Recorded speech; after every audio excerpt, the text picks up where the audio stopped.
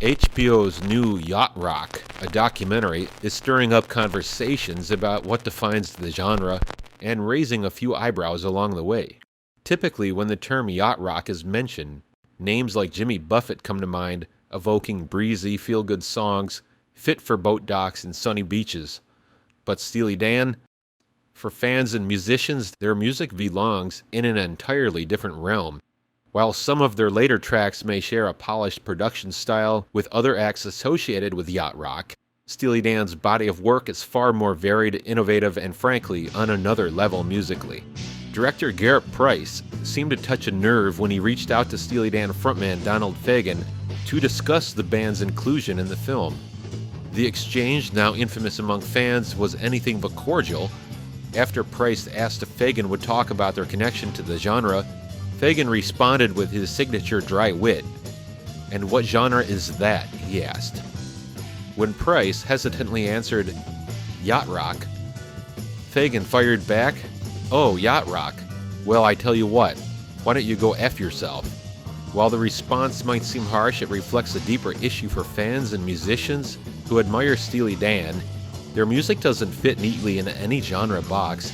Their late 70s output, particularly albums like Asia and Gaucho, brought a certain West Coast vibe to the forefront. Songs like Peg or Deacon Blues have a very polished sound, which does have a certain laid-back vibe. But it's well documented that that's the result of unparalleled perfectionism. Their arrangements are meticulous, and the musicianship is always top tier. Their lyrical narratives are as sharp as ever. But reducing Steely Dan to this phase of their career ignores the rest of their journey.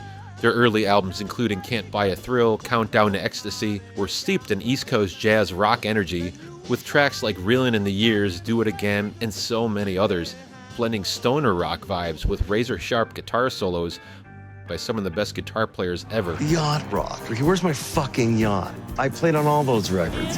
And complex harmonies. Even as their sound evolved, their commitment to pushing boundaries remained steadfast.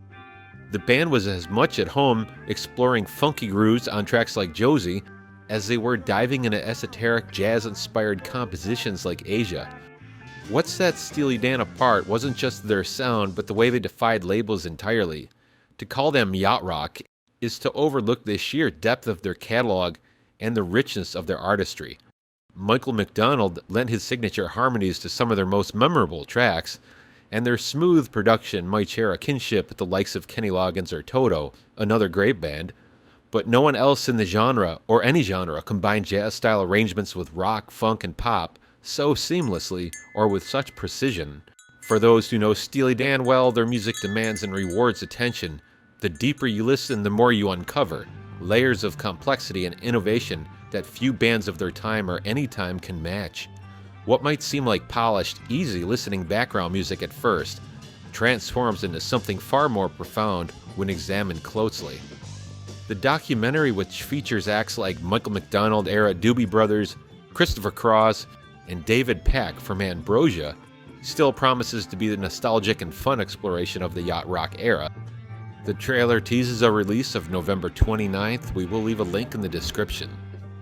Steely Dan is a genre unto themselves. Their music was never about yachts or beaches.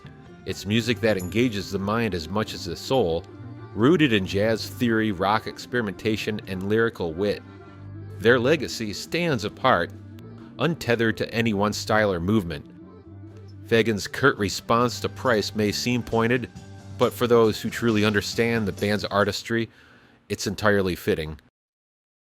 Their music is as timeless as ever and continues to reveal its brilliance with each listen, leaving yacht rock far behind.